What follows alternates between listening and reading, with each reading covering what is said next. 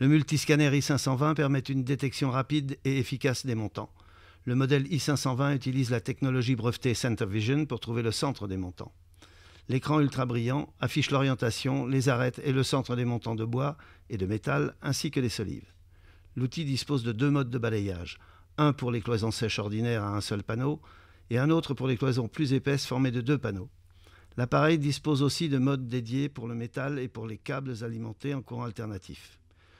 Le modèle i520 dispose également d'un indicateur de force de signal qui permet de mieux jauger de la profondeur des cibles et du système Wire Warning qui signale la présence possible derrière le mur de câbles sous courant alternatif.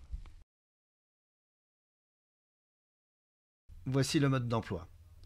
Lors du balayage de montants ou de poutrelles, mettez l'outil en mode Stud Scan, détection de montants. Placez votre multiscanner i520 contre le mur, appuyez sur le bouton d'alimentation et maintenez-le enfoncé. Le mot Stud sur l'afficheur confirme l'étalonnage. Faites glisser le long du mur. À l'approche d'un montant, l'icône Edge s'affiche si l'outil se trouve sur un des bords. Le centre du montant sera indiqué par l'icône Center, un signal sonore et le système de pointage Spotlight. Marquez l'emplacement du centre du montant. Si vous vous trouvez déjà sur un montant en début de balayage et que vous vous éloignez, l'appareil effectuera un réétalonnage automatique. Une flèche sur l'affichage indiquera la direction du montant.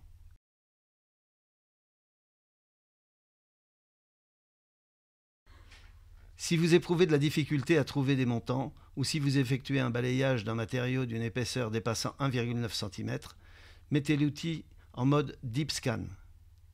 Placez l'outil sur le mur, allumez-le et attendez la fin de l'étalonnage. Le mot Stud, montant, clignote pour indiquer que l'outil est en mode Deep Scan. Le centre des montants profondément enfoncés sera indiqué par 4 barres intermédiaires.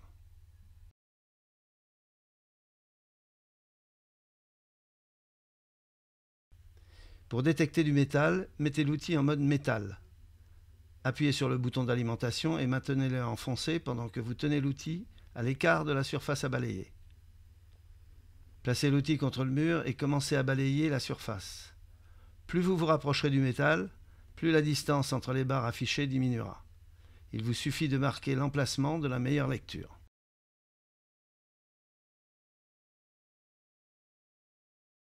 Changez de direction et marquez à nouveau l'emplacement de la meilleure lecture. Pour restreindre les résultats, placez l'outil sur le mur à proximité d'une des marques. Si vous mettez l'outil en fonction plus près de la cible métallique, il se réétalonnera pour donner des résultats plus précis.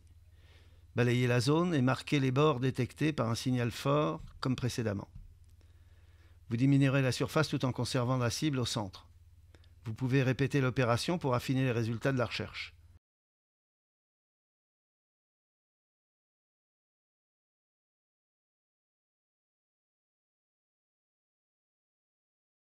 Balayez verticalement pour confirmer l'emplacement d'une cible métallique tel un tuyau. L'outil devrait signaler la présence du tuyau en émettant un signal fort et constant pendant qu'on le déplace le long de ce tuyau. La détection d'électricité utilise une procédure analogue. Mettez l'outil en mode de détection AC Scan. Placez l'outil contre la surface, appuyez sur le bouton d'alimentation et maintenez-le enfoncé. Effectuez un balayage pour détecter le câblage alimenté en courant alternatif. Marquez les points des résultats les plus forts. Pour obtenir de meilleurs résultats, éloignez l'outil, rapprochez-le des marques, puis balayez la surface une nouvelle fois.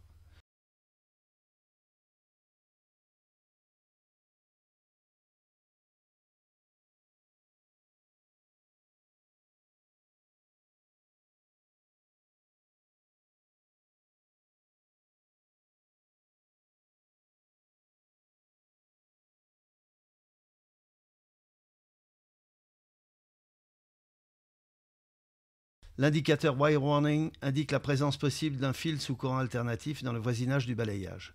Cette fonction est toujours active en mode de recherche de bois et métal. Une grande prudence s'impose en présence d'électricité.